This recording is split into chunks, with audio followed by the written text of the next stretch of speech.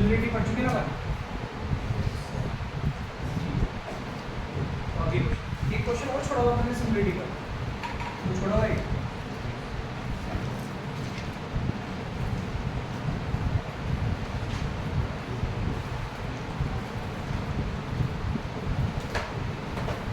So here the example second. इसी तरह का एक क्वेश्चन आपके एक्सरसाइज में भी है, लेकिन इसमें और उसमें मतलब थोड़ा डिफरेंट है। क्या डिफरेंस है? If angle B is equals to angle Q are acute angle such that sin B is equals to sin Q, ऐसा यहाँ फिगर देकर के बताया है। हमें प्रूफ करना है angle B will be equals to angle Q। और अगर मैं बात करूँ उस क्वेश्चन की जो एक्सरसाइज में है,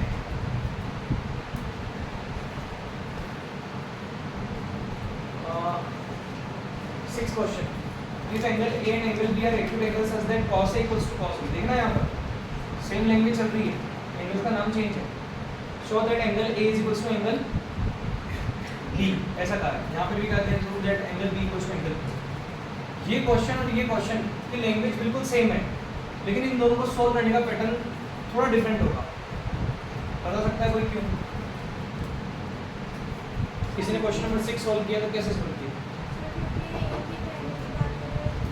एग्जैक्टली, बहुत अच्छा। देखो कितना अच्छे से मैंने समझा।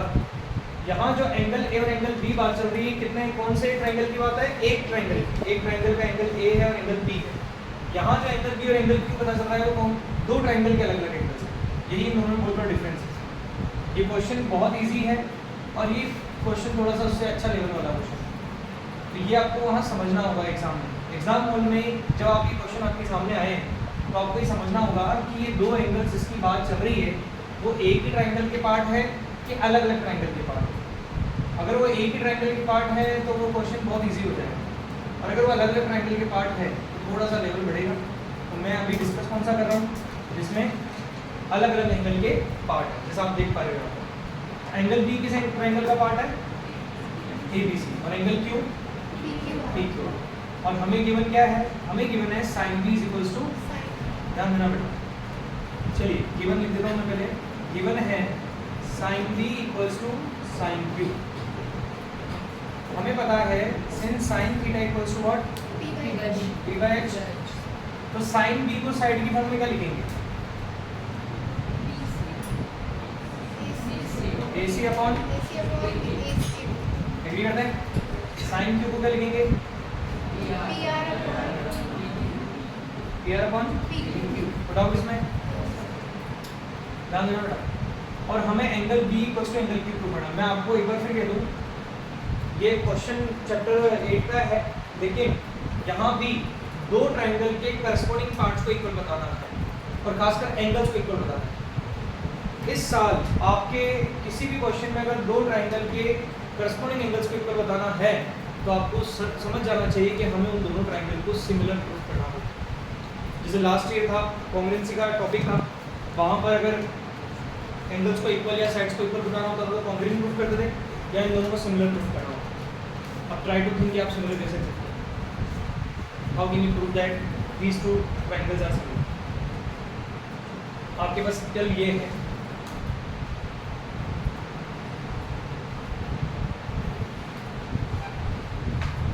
सिमिलर कैसे कौन होगा?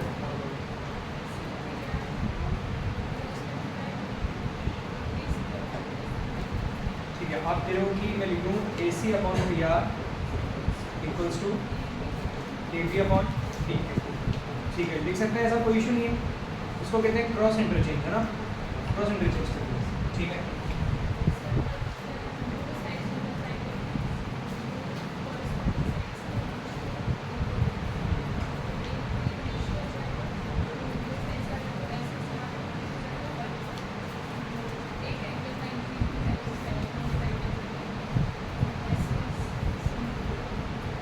वो दो साइड पता है कौन कौन सी है?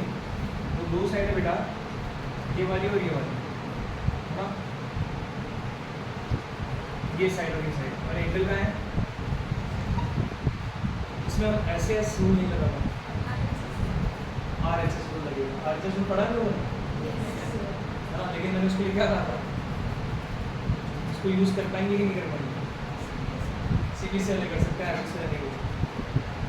अब बारी है, वाकई ये बात सही है कि आरएचएस रूल अगर हमारे पास होता तो हम इसको सॉल्व कर लेते।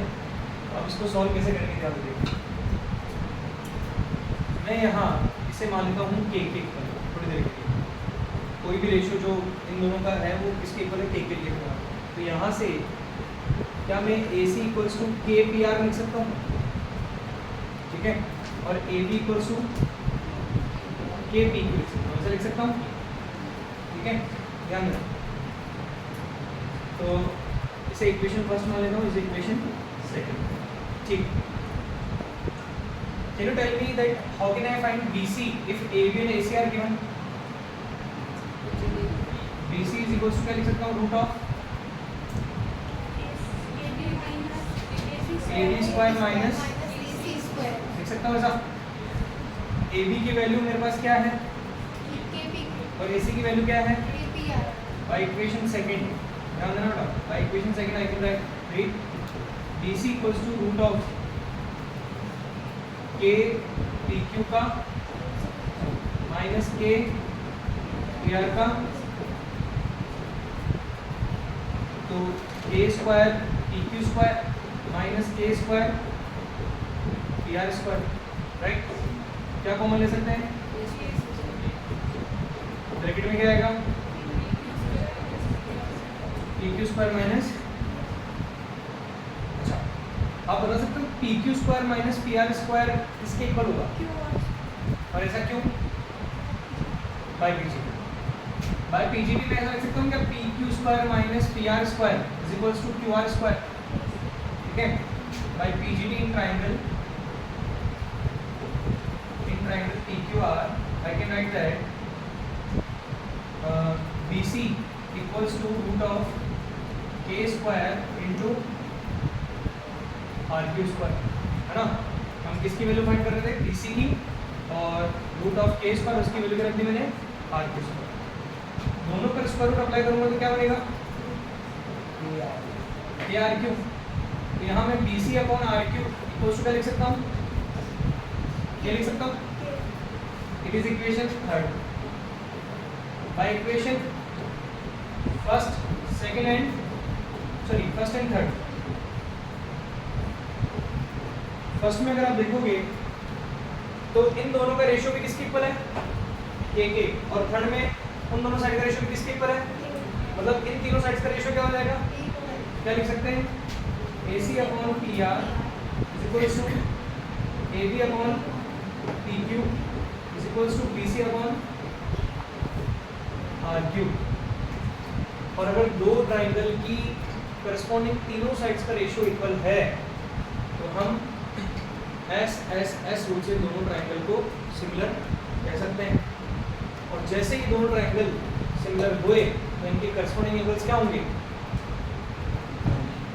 याद नहीं है, भूल गए ना।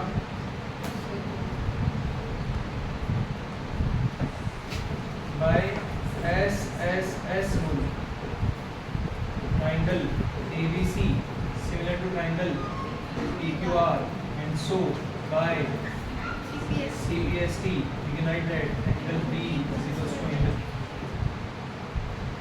that's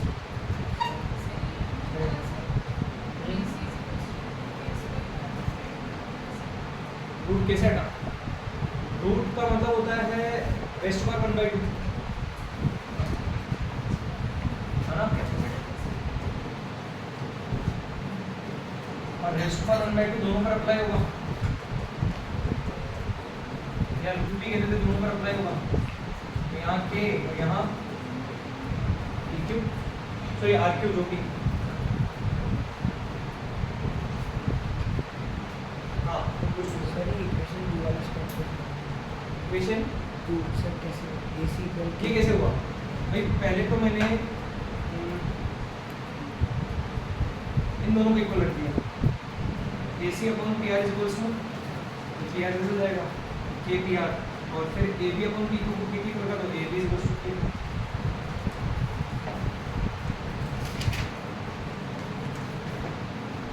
ठीक है।